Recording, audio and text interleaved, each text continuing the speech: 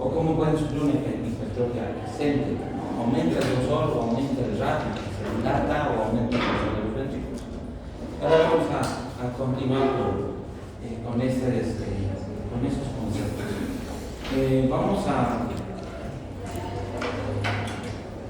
Vamos a clasificar a nuestras miocardiopatías de dos formas. La primera de esas formas es la que divide a las miocardiopatías en dos grupos: las miocardiopatías primarias y las miocardiopatías secundarias. Lo que antes se llamaba, ya me llamó, pero tal vez nos ayude a entender, es las miocardiopatías y las cardiomiopatías. Y la única diferencia es que las miocardiopatías hacían referencia a una enfermedad o a un trastorno que tenía como punto de origen el miocardio. Es una miocardiopatía primaria. La enfermedad se desencadena en el miocardio y produce los cambios relacionados a esa enfermedad. Y las miocardiopatías secundarias o cardiomiopatías se producían por enfermedades que no se originaban en el miocardio, pero que al final producían cambios estructurales en el miocardio, enfermedades valvulares, enfermedades extracardíacas que podían modificar la estructura del miocardio. Las miocardiopatías secundarias que vamos a encontrar. Estas miocardiopatías secundarias eran las que al final modificaban las características estructurales del miocardio por dos tipos de estímulos principalmente: los cambios relacionados a sobrecargas de volumen o sobrecargas de presión. Entonces, vamos a ver que en valvulopatías, por ejemplo, existen las insuficiencias valvulares que al final ocasionan una sobrecarga de volumen, porque hay una repugnación de una cavidad hacia otra cavidad y la segunda cavidad es la que va a recibir más volumen. Esta sobrecarga de volumen al final va a ser el estímulo para que el miocardio se reestructure y va a ser un tipo de hipertrofia. Entonces es una miocardiopatía secundaria, una sobrecarga de volumen por una enfermedad cardiovascular que puede ser una valvulopatía, que al final modifica los aspectos del miocardio. O la hipertensión arterial.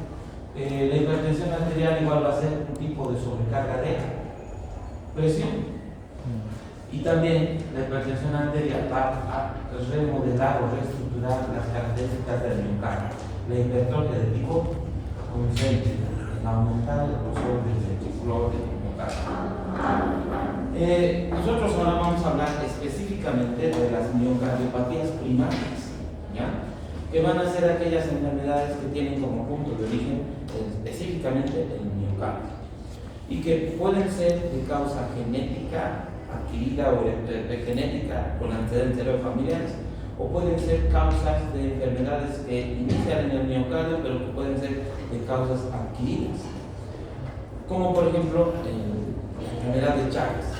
Es una miocardiopatía adquirida. Entonces, continuemos con esta. ¿Cuál va a ser la importancia de hablar de las miocardiopatías? Es que al final, cualquiera que sea la forma en la cual se reestructura el miocardio, nos va a llevar a la insuficiencia cardíaca como un trastorno mecánico que se produce ya sea por una disminución de la contractilidad o ya sea por una alteración en la relajación ventricular y en la capacidad de recibir la precarga de esas cavidades.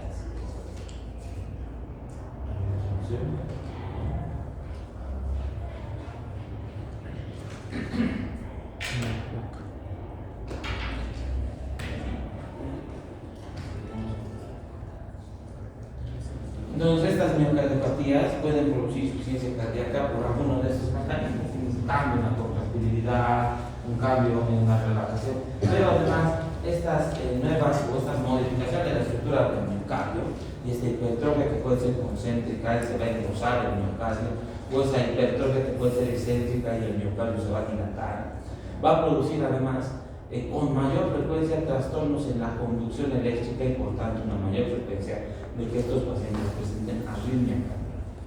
¿Las miocardiopatías al final producen insuficiencia cardíaca?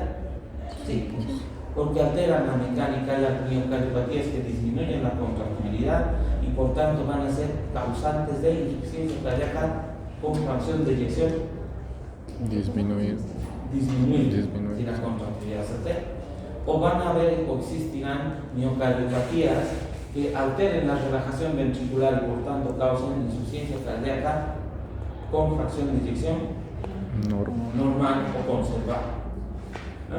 Y estas miocardiopatías además algunas se asociarán a mayores o con mayor frecuencia a presentar cambios en la conducción de un estímulo y mayor frecuencia de presentar arritmias. Al final se va a ser el desenlace final o la asociación con insuficiencia cardíaca y la arritmia que tiene la una vez más, las miocardiopatías primarias son aquellas que, ¿cómo las definiría? Son aquellas que no tienen antecedentes de sobrecargas de volumen ni de presión. No hay algo que estimule el cambio estructural del miocardio, sino van a ser enfermedades que se originan directamente en el miocardio. Ahí, por diferentes motivos, reestructuran al miocardio. No hay un antecedente de sobrecarga de volumen, de presión. Y las miocardiopatías secundarias van a ser aquellas que tienen algunas otras enfermedades cardiovasculares o extracardíacas, que ya sea por aumentar la presión, como la hipertensión arterial, en la estenosis de la válvula aórtica, producen cambio del miocardio o sobrecargas de volumen en las insuficiencias valvulares. Entonces, esa es la primera clasificación. Tenemos primarias, tenemos secundarias, que como dice el origen o la víctima exclusiva es el miocardio, pueden ser de causas genéticas como antecedentes heredados familiares, y hay causas adquiridas que exclusivamente empiezan en el miocardio como enfermedades primarias.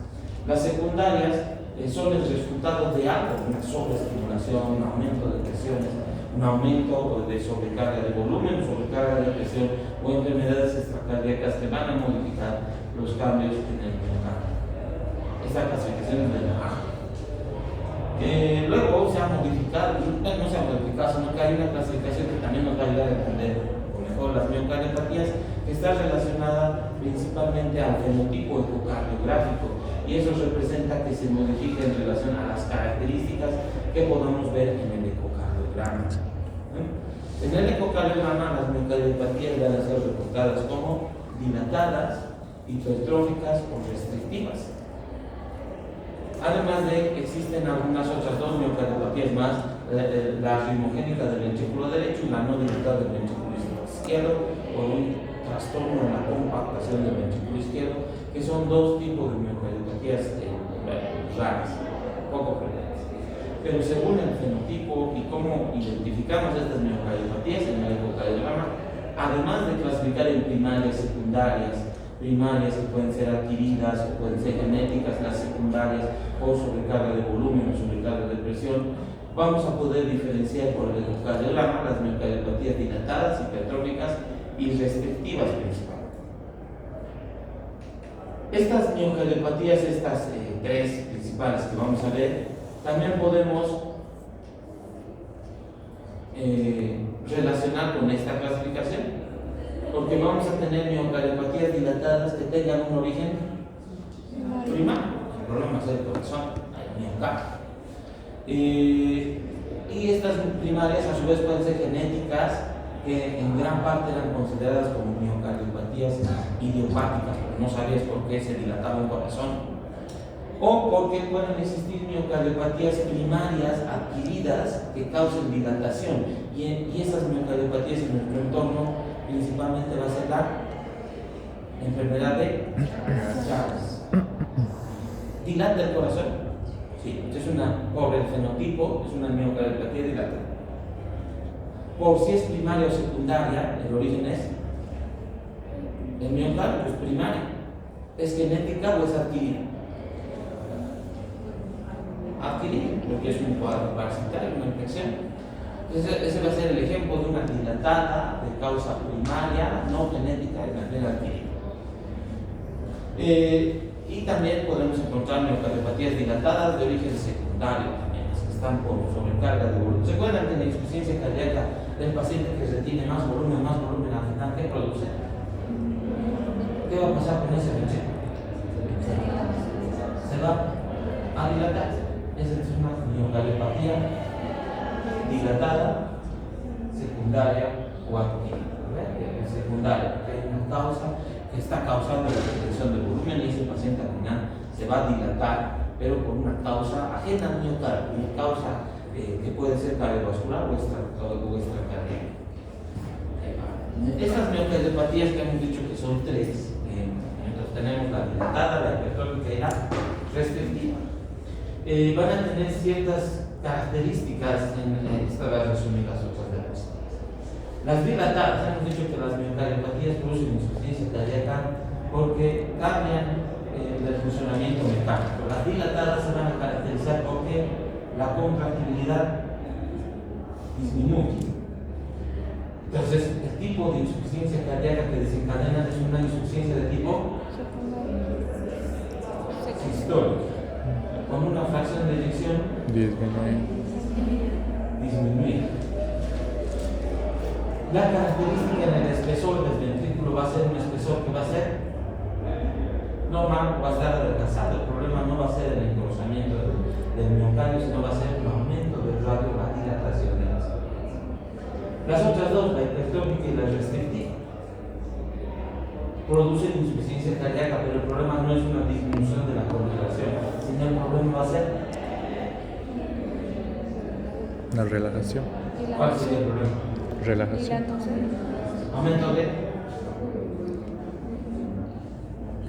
la contractibilidad de los llenado ventricular. ¿Qué pasará con el llenado ventricular?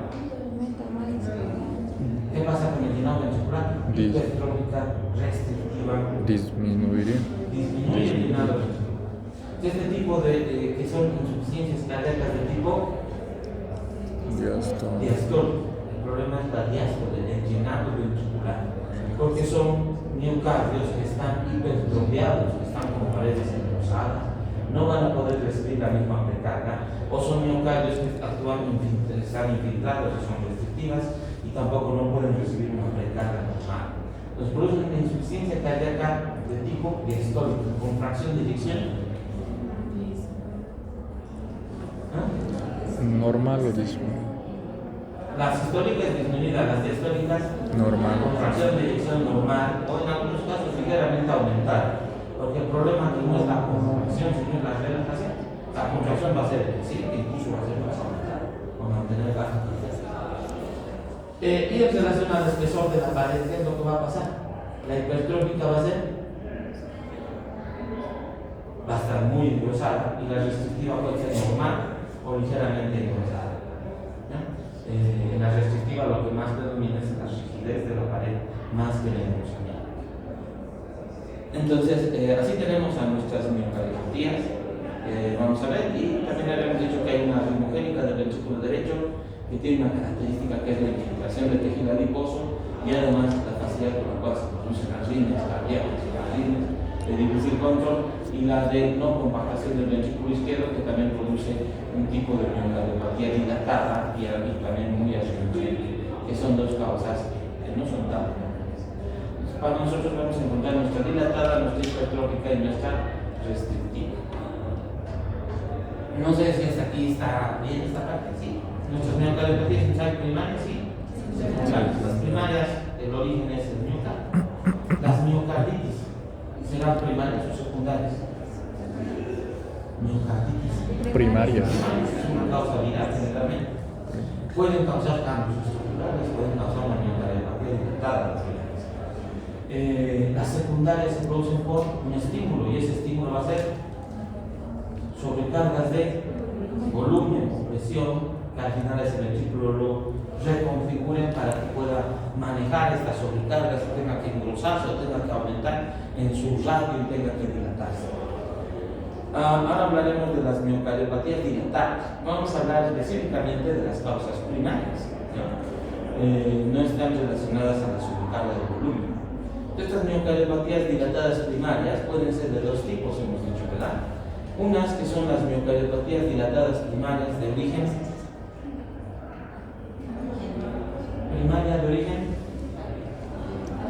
genético, de accidente de familia, mutaciones en genes, que van a presentar una dilatación del miocardio. Lo que antes en un 30 o 40% se consideraban como miocardiopatías idiopáticas, porque no se encontraba una causa de por qué el paciente tenía un corazón dilatado. No eran llagas, no había sobrecargas de volumen, y bueno, es una miocardiopatía dilatada idiopática y son cambios y mutaciones en varios rasgos genéticos que tienen estos pacientes con cierto componente familiar hereditario. Y luego tenemos las miocardiopatías dilatadas primarias de origen adquirido, las que el problema es el miocardio, pero una causa adquirida, y ahí vamos a encontrar que están las enfermedades de Chagas, el alcoholismo, los tóxicos que pueden causar miocardiopatía dilatada por una causa adquirida sin sobrecarga de volumen en estos pacientes. Dentro de las primarias que tienen un componente hereditario, un componente genético, vamos a ver que se resumían en cambios relacionados a la generación de fuerza, a cambios relacionados a la transmisión de esta fuerza, a cambios relacionados a la adhesión o a la capacidad de mantener continuidad con las células que estén en su entorno, cambios relacionados a cómo se produce el manejo del calcio y también cambios relacionados a la integridad de la envoltura nuclear, cambios genéticos o mutaciones que pueden alterar alguna de estas variables o varias y que pueden desencadenar una miocardiopatía dilatada. Dentro de la deficiencia en la generación de la fuerza de contracción y cambios genéticos, no es necesario que reconocemos qué tipo de genes, pero cambios genéticos que van a actuar en los componentes de proteínas que facilitan la contracción del miocardio y van a producir al final un porcentaje de miocardiopatías dilatadas que no tengan un antecedente secundario. Luego tenemos las que están relacionadas a la envoltura nuclear. Existen pacientes que desarrollan, generalmente son masas rimogénicas antes de dilatación, desde edades tempranas, jóvenes presentan arritmias muy frecuentemente y eventualmente luego se va dilatando el corazón. Deficiencia en la transmisión de la fuerza, cambios a nivel de diferentes proteínas, cambios y mutaciones en cambios genéticos, igual van a dilatar estas cargas. En la continuidad con ciertas estructuras y en cómo manejamos el calcio como la fuente de energía. Pero lo más importante de estas miocardiopatías, que la finalidad no es que sepamos qué gen o de qué forma se va a reconfigurar, es que sepamos que muchas de estas miocardiopatías dilatadas deben llegar a un diagnóstico final, porque dicen que dependiendo al tipo que produce la miocardiopatía, la respuesta al tratamiento varía. Hay algunas que tienen muy buena respuesta al tratamiento médico, la progresión es muy limitada o se limita con medicamentos y fármacos. Hay algunos que realmente son bastante severas, inician a edades tempranas, o algunos que son incluso indicación de trasplante cardíaco o que pueden causar muerte súbita, ¿no? Entonces, dependiendo al diagnóstico, en estas miocardiopatías idiopáticas que antes no conocíamos su origen, podemos identificar y tener una terapia más individualizada. Ver qué pacientes van a tener una mejor respuesta al tratamiento farmacológico o qué pacientes van a requerir, por ejemplo, más rápido un marcapaso antes de que tengamos que actuar sobre la dilatación de las cavidades.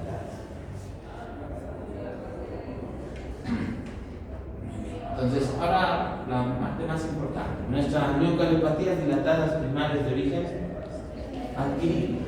Tenemos las causas infecciosas que desencadenan un cuadro inflamatorio. Ahí están las miocarditis, las causas virales, pueden presentar inflamación del miocardio. En algunos de estos casos pueden producir derrames pericárdicos o en el peor de los casos pueden producir remodelado del miocardio y miocardiopatías dilatadas en algunos pacientes. Las parasitosis. Luego también tenemos la asociación de ciertos fármacos que actúan como cardiotóxicos, la relacionada a los tratamientos neoplásicos, pueden causar miocardiopatía dilatada adquirida.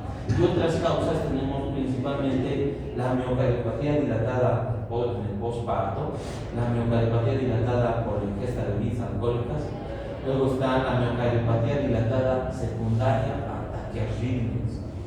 Las frecuencias altas sostenidas van a reformular al miocardio, van a dilatar.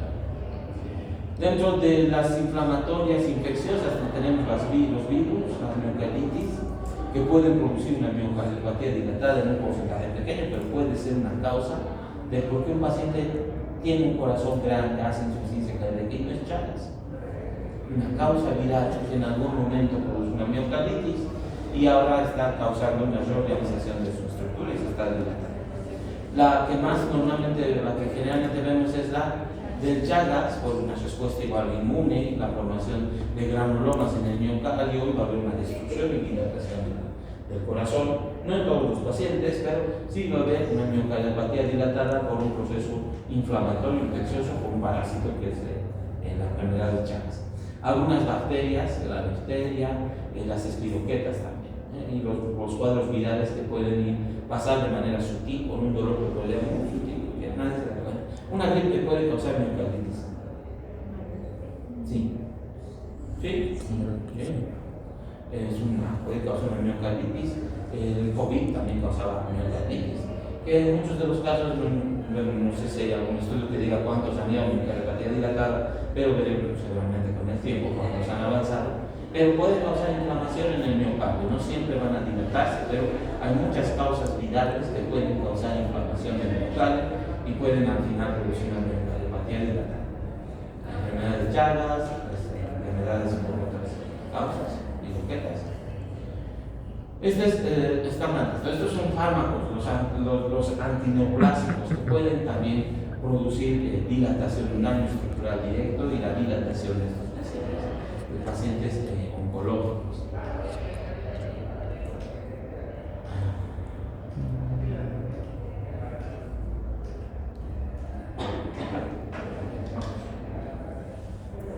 Otras causas.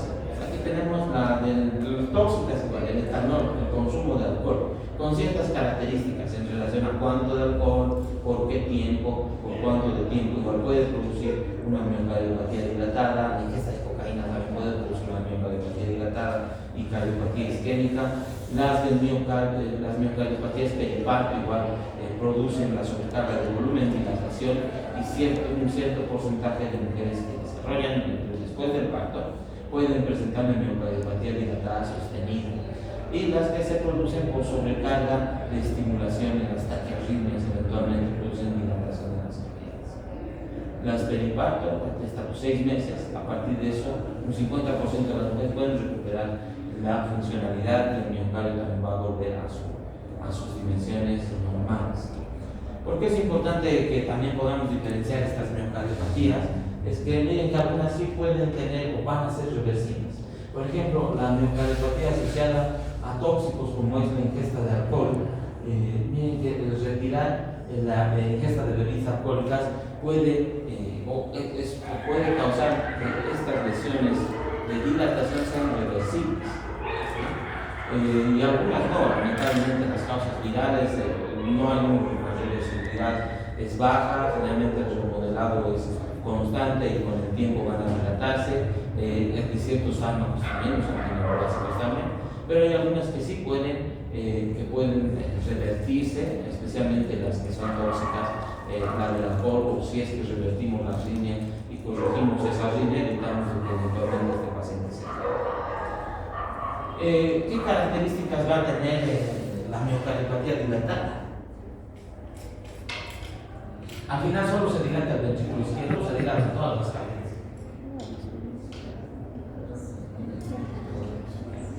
Todo. Al final es todo o solo uno. Todo. Porque hemos visto de que existe una interdependencia entre los ventrículos, ¿no? Además, las sobrecargas de volumen se van a ir reduciendo. Hay una dilatación de las 4 cavidades. ¿Y qué es lo que puede ocurrir? Lo vamos a ver en las válvulas. Insuficiencia. Reflujo, insuficiencias valvulares. ¿Por qué va a haber insuficiencia?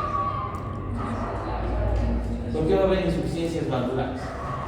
Por el anillo fibroso. Porque se está dilatando ese ventrículo valvular. ¿El anillo valvular va a hacer que se dilate igual? No. Si se dilata el ventrículo del anillo, se dilata igual.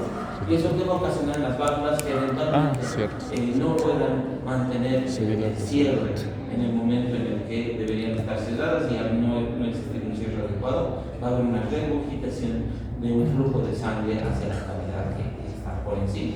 En el caso de la insuficiencia, si es que el ventrículo izquierdo se dilata, al final, ¿qué va a producir? Un tipo de insuficiencia valvular, que es la insuficiencia mitral.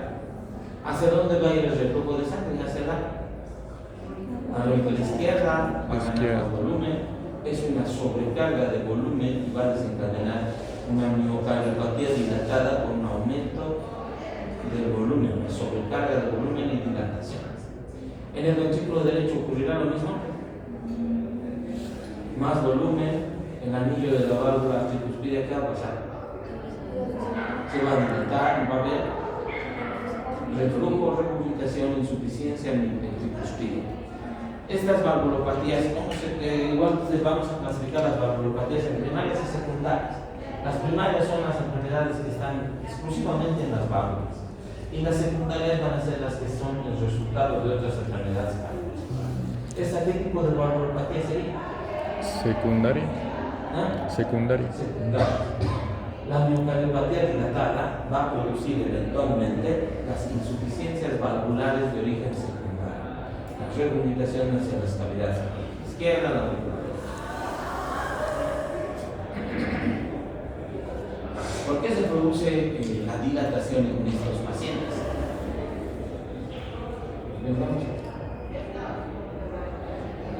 ¿Recuerdan esta fórmula?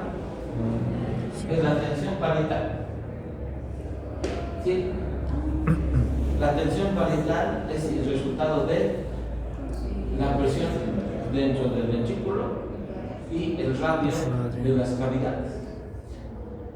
Cualquier cambio en la presión o en el radio se va a traducir en un aumento de la tensión parietal. Más presión, más radio, mayor tensión parietal. Y la tensión parietal también es parte de algo importante que es la poscarga. ¿Y la poscarga? ¿Qué era la poscarga? ¿Recuerdan? La resistencia a que exista un volumen activo o la contracción del ventrículo. La poscarga no solamente era la poscarga, la resistencia de la aorta o la resistencia que le da la resistencia vascular periférica, sino que además también es la tensión de la pared.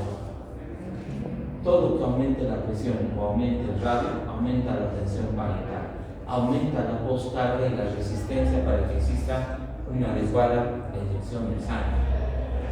Además, este aumento de la tensión parietal, ¿qué creen que va a causar en el consumo de oxígeno? Se aumenta la tensión de la pared, el consumo de oxígeno en el miocardio, ¿cómo está? Aumentado. Aumentado. Va a haber un aumento del consumo de oxígeno, un aumento de la tensión parietal. ¿Y esta, cuál es esta? Es es el grosor de la pared. Y es inversamente proporcional, ¿verdad? A mayor grosor, Mayor tensión. inversamente proporcional. A menor tensión. A mayor grosor, Menos menor tensión. Entonces, los cambios que existen arriba pueden compensarse por los cambios de abajo. Sí. ¿Sí? Nuestro organismo va a querer mantener una tensión parietal normal, ¿verdad? Se aumenta la presión de una cavidad. En la miocardiopatía hipertrófica, ¿qué está pasando? Hay un aumento de el grosor. En la secundaria, ¿por qué aumenta el grosor? Un aumento de presión. ¿Qué ejemplo tenemos de ese aumento de presión? La hipertensión. La hipertensión aumenta la presión del ventrículo. Sí, aumenta la presión. Aumenta la tensión parietal. ¿Sí? ¿Y qué hace nuestro corazón para regular o mantener una tensión parietal normal? Aumenta la poscarga. Aumenta el grosor, que es la variable que está en la parte de abajo, ¿no? Entonces, el aumento de la presión en las miocardiopatías restrictivas, como veamos más adelante, las hipertróficas, al final para contrarrestar ese aumento de la tensión parietal, ese aumento de la poscarga para el ventrículo izquierdo, pueden modificar su grosor para compensar su tensión parietal y disminuir su poscarga. En esta miocardiopatía dilatada, ¿dónde va a estar el problema? En el radio. ¿Qué pasa con el radio? Aumenta el radio. ¿Qué colchón se va a dilatar? Si aumenta el radio, ¿qué pasa con la tensión parietal? Aumenta. aumenta, está directamente proporcional, son los de arriba son igualitos. Entonces la tensión parietal aumenta, entonces la postcarga Aumenta también. aumenta, el consumo de oxígeno en el miocardio aumenta también. ¿Cómo debería responder nuestro organismo para regular esa tensión parietal? Disminuyendo el grosor de la pared. Pero si disminuye el grosor es inversamente proporcional al mismo. Disminuye el grosor, aumenta la tensión. Aumenta el Debería aumentar el RAD, pero las miocardiopatía dilatadas no van a poder, no tienen como mecanismo de compensación esa capacidad de poder engrosarse para poder mantener la tensión parietal. Entonces, la miocardiopatía dilatada al final produce un aumento de la postcarga por un aumento de la tensión parietal. ¿Recuerdan las causas de insuficiencia cardíaca? Si nos veníamos a esas causas que están relacionadas precarga, postcarga, contractilidad. Si nos vamos a precarga, postcarga, contractilidad, ¿puede producir insuficiencia cardíaca? Sí. ¿Qué pasa con la contractilidad para que produzca insuficiencia cardíaca? Disminuye. ¿Qué pasa con la postcarga? Aumenta. Aumenta la postcarga. ¿Por qué causa insuficiencia cardíaca el aumento de la postcarga? Si hay más resistencia, la insuficiencia cardíaca, recuerdan su definición, la insuficiencia cardíaca es la incapacidad del corazón para mantener su gasto cardíaco. Si hay un aumento de la postcarga, ¿puede dificultar el gasto cardíaco del ventrículo izquierdo? Sí. Este es un mecanismo por el que las miocardiopatías dilatadas hacen insuficiencia cardíaca. Que aumente la postcarga, la tensión de la pared, mientras más se dilata, va a ser más difícil mantener un volumen de eyección y un volumen latido normal, porque su postcarga y la resistencia que tiene para la eyección va a estar aumentada. Pero además, ¿qué más va a existir? ¿Recuerdan en el mecanismo de Frankenstein qué habíamos dicho con la precarga? ¿Qué pasa con más precarga?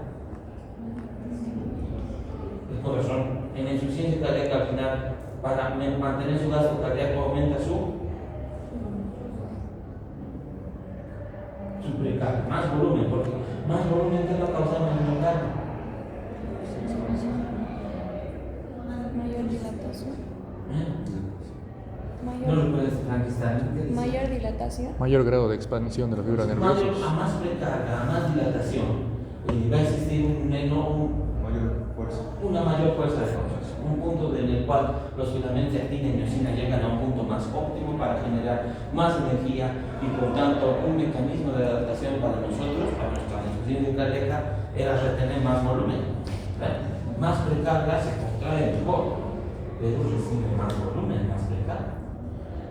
En este paciente que se está dilatando, no porque haya sobrecarga de volumen, sino porque estamos hablando de las primarias, enfermedades que no están relacionadas con carga de volumen, pero se va a ir dilatando. Al inicio, este aumento de la dilatación de sus cavidades va a mantener una adecuada contracción. Sí, porque hemos dicho que a mayor dilatación, a más precarga, a más volumen, hay un punto de mayor efectividad en la contracción. Pero esto es infinito, esta generación de fuerza es infinita. No, porque va a haber un punto en el cual la mayor dilatación va a ocasionar de que se salga de este punto óptimo de contracción de los filamentos de actina y de miosina, y por tanto la contracción en este punto ya no va a ser eficiente, ya no va a ser adecuada. Entonces, al final la miocardiopatía dilatada igual, en la medida en la que progresa, va a disminuir la capacidad de Contracción. Contracción. Contracción. Estos pacientes con miocardiopatía dilatada, ¿por qué hacen insuficiencia cardíaca? Porque al dilatarse, eventualmente van a perder su capacidad de contracción. Entonces, disminuye la contractilidad y van a hacer insuficiencia cardíaca. Y además, al dilatarse, van a aumentar la tensión, aumenta su postcarga y es un punto también en contra para mantener su gasto cardíaco normal. Aumento de la tensión parietal, aumenta el consumo de oxígeno, hemos dicho, debería un corazón elíptico. ¿Cuál de estos será que es mejor tolerado? ¿La miocardiopatía dilatada o la miocardiopatía hipertrófica? Hipertrófica. Sí, ¿por qué? Y la hipertrófica hay sobrecarga de presión, pero para mantener la tensión, ¿qué va a hacer? ¿Cómo se va a compensar? Aumenta la fuerza. Aumento del grosor. Y en la dilatada no hay ese mecanismo. Entonces, ¿cuál va a ser más fácil de compensar o va a tener más tiempo antes de tener manifestaciones clínicas? Es la miocardiopatía hipertrófica. Y van a ver que los pacientes hipertensos muchas veces les hacen su ecocardiograma y su pecho está así engrosado, pero no. Pero un dilatado va a ser más rápidamente insuficiencia cardíaca porque no tiene ese mecanismo de adaptar y mantener su tensión parital dentro de valores normales. Luego hemos dicho que hay insuficiencia valvular, eso ya nos ha mencionado, ¿no? Entonces, es una dilatación que va a afectar todas las cavidades porque al final hay una sobrecarga de volumen eventualmente en todas las cavidades, hay insuficiencia mitral, regurgita la aurícula, gana más volumen, se dilata, esto va a transmitirse al ventrículo derecho, se va a dilatar, esta válvula se va a dilatar funcionalmente, va a haber retorno y todo eso va a producir insuficiencia cardíaca en estos pacientes. Muy bien. Al final, estos pacientes que están haciendo insuficiencia cardíaca que han disminuido su capacidad de contracción, está aumentando su postcarga, van a entrar en todo lo que hemos visto en la insuficiencia cardíaca. Recuerdan que al final la insuficiencia cardíaca nos lleva a un cambio en las características estructurales del ventrículo. Y va a ser un remodelado ventricular. Entonces, este remodelado ventricular va a ser más fibrosis, apoptosis, y todo esto es a partir ¿de qué? ¿Estos pacientes con miocardiopatía dilatada hacen insuficiencia cardíaca? Sí. Al hacer insuficiencia cardíaca va a haber mecanismos de compensación, ¿verdad? Sí. Y los mecanismos de compensación al inicio son efectivos, lo que mantiene el gasto cardíaco, pero eventualmente son ineficientes y pueden ser incluso dañinos. ¿Qué mecanismos son estos que van a empeorar a este paciente? ¿Qué mecanismos de adaptación son? El simpático, la descarga adrenérgica, el exceso de catecolaminas. Si recuerdan, en la insuficiencia cardíaca hemos dicho que produce apoptosis, produce trastornos, incapacidad de contraerse de manera eficiente, incapacidad de relajarse de manera eficiente, la regulación hacia la baja de sus receptores, apoptosis y más fibrosis. Entonces, esto va a empeorar como parte de la insuficiencia cardíaca a ese paciente con miocardiopatía dilatada y va a progresar como la suma de un mecanismo de retroalimentación positiva. Luego, ¿quiénes más también pueden producir más daño? Renina, angiotensina, aldosterona. Angiotensina estimula más al simpático, la angiotensina produce más apoptosis, la angiotensina produce fibrosis, la aldosterona también produce fibrosis. Al haber fibrosis va a haber menos contractibilidad. Si hay fibrosis, también se alterará la conducción de ese miocardio. Sí, va a haber, si hay trastornos en la conducción, va a haber también más riesgo de arritmias cardíacas. Es por eso que en la insuficiencia cardíaca habíamos dicho que tenemos que bloquear esta enfermedad. Entonces, bloqueamos catecolaminas, betabloqueantes, IECAS, también podemos antialdosteronémicos para bloquear el efecto de la descarga masiva y constante de estos mecanismos de compensación. Tal vez lo que no hemos hablado en la insuficiencia cardíaca es la participación de la inmunidad. Este paciente hace inflamación, ¿sí? Esa falla mecánica de la bomba del ventrículo, la incapacidad de contraerse, va a ser una situación de estrés. Sí, va a producir una respuesta inmunitaria. Sí, un paciente con insuficiencia cardíaca, ya sea dilatado en este caso o no, va a producir una respuesta inmunitaria en un estado inflamatorio crónico, una inflamación de bajo grado, que va a caracterizar por una respuesta sostenida de inflamación, liberación de mediadores de inflamación, que también va a producir diferentes efectos tóxicos a nivel de los miocitos, va a disminuir la contractibilidad, va a facilitar la apoptosis en estos pacientes. También no solamente es hormonal, neuroendocrinos, que también es un autoinmune, una inflamación sostenida.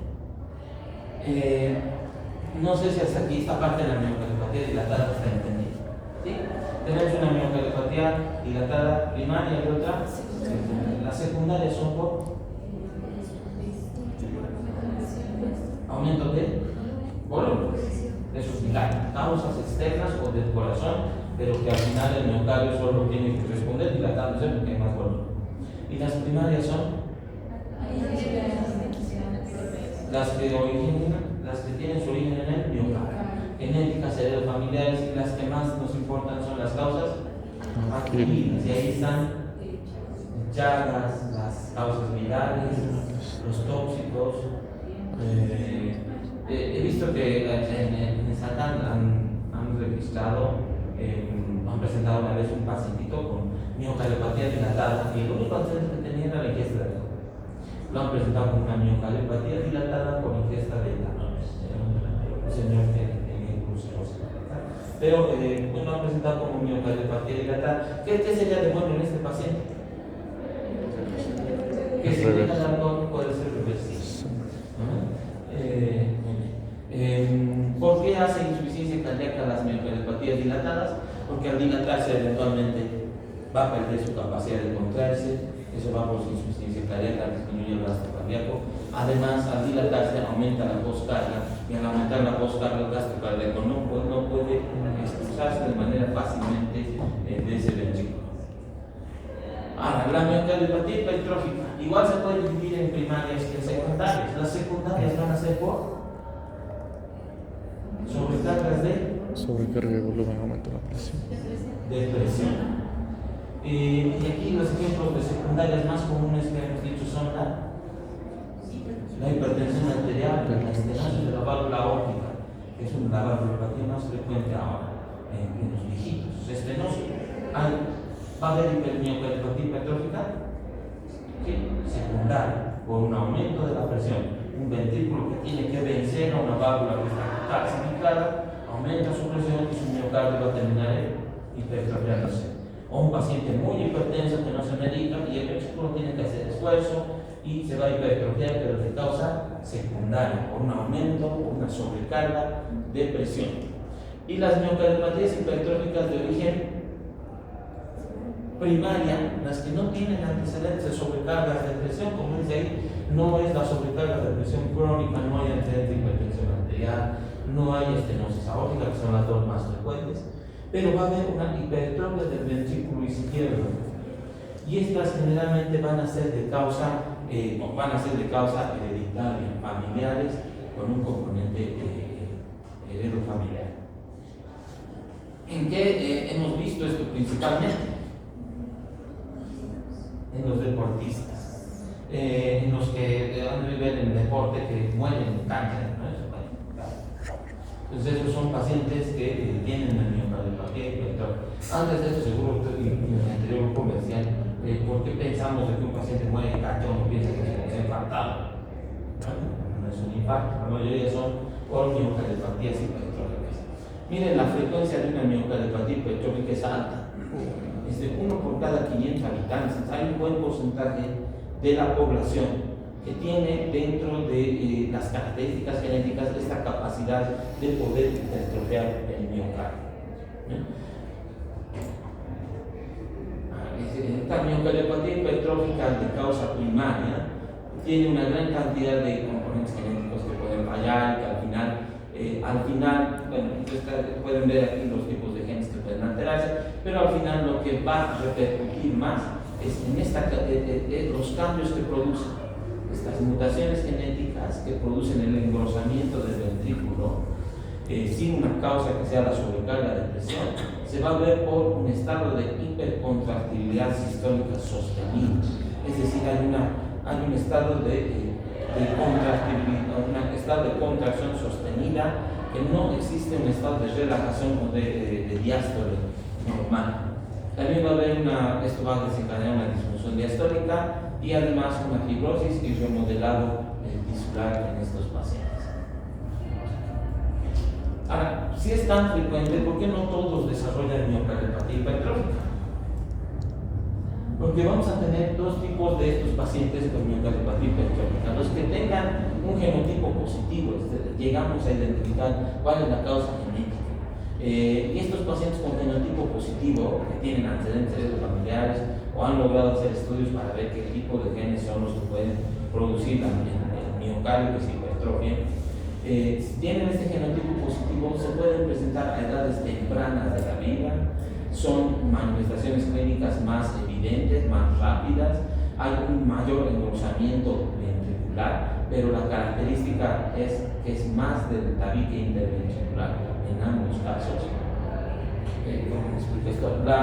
¿Quién más producía miocardiopatía hipertrófica de causa secundaria? ¿Me habían dicho que es? Sí. La hipertensión arterial. ¿Cómo va a ser la característica del aumento del grosor en estos pacientes secundarios? Va a ser un aumento del grosor simétrico. Eso quiere decir que no solamente se aumenta el grosor del tabique interventricular, sino que también aumenta el grosor de la pared libre del ventrículo izquierdo. Y eso es lo que lo diferencia de las miocardiopatías hipertróficas primarias. En las primarias, el aumento del grosor va a ser principalmente del tabique interventricular. El grosor va a ser también de la pared libre, pero va a predominar el aumento del grosor del tabique que separa ambos ventrículos. Pero en los que tienen genotipo positivo es más pronunciada que los que no tienen genotipo positivo. Su forma de presentación es más jóvenes, dan más rápidamente clínica, y la clínica va a ser arritmia, angina del pecho, muerte súbita y 5 penas. Vamos a ver por qué se puso esta clínica. Y luego tenemos los que tienen genotipo negativo. Esto significa que son pacientes que hacen miocardiopatía hipertrófica primaria, no hay antecedentes de sobrecarga de presión, pero se indaga y se busca y se puede lograr hacer estudios de genotipo y no tienen antecedentes heredofamiliares ni tampoco se identifica genes que puedan producir la hipertrofia de este miocardio. ¿Qué características van a tener estos pacientes? Que van a presentar miocardiopatía hipertrófica en edades más tardías, que la mayoría de las veces son asintomáticas o la sintomatología es muy sutil, que la hipertrofia del tabique septal va a ser menor en relación a las que tienen genotipo positivo y por tanto la frecuencia de eventos cardiovasculares graves va a ser menor en estos pacientes. Entonces hay un grupo de pacientes que los que se desarrollan rápido, jóvenes, tienen un antecedente heredofamiliar bien notorio y hay genotipos que se pueden ver. Y hay otros que van a desarrollar miocardiopatía hipertrófica, no tienen tantos síntomas y no tienen antecedentes previos. Aparte del genotipo, es necesario tener se debe añadir un fenotipo en estos pacientes. Es decir, debe existir un factor o un antecedente que acelere los cambios hemodinámicos. Este acelerador va a ser mucho más efectivo en los que tienen un genotipo positivo. Y estos factores de aceleración van a ser el entrenamiento y el esfuerzo. Es un paciente que tenga un genotipo positivo, antecedentes heredofamiliares, si va a hacer ejercicio y va a ser constante y es de entrenamiento, al final va a ser más sintomático. Entonces va a sumar el genotipo con un fenotipo positivo. Ahora, si hay un genotipo positivo pero no hay un factor acelerador, es muy probablemente que no tenga un desenlace tan grave como estos eventos cardiovasculares. Entonces aquí lo que quiero decir es que si bien es una enfermedad muy frecuente, mucho depende de la carga en relación al genotipo. Algunos sí van a tener mayor riesgo de que al hacer algún esfuerzo físico sostenido, entrenamiento de tipo profesional, van a llevar a una miocardiopatía hipertrófica sintomática y pueden hacer angina, pueden ser síncope y se pueden morir. Pero los que pueden tener genotipo positivo pero no hacen entrenamiento profesional, tal vez no van a tener manifestaciones clínicas o van a ser muy sutiles con el tiempo y con el paso de los años. Entonces aquí lo que es importante es identificar a estos pacientes, porque al identificarlos podemos evitar que puedan tener estos factores que van a acelerar el desarrollo de la miocardiopatía hipertrófica.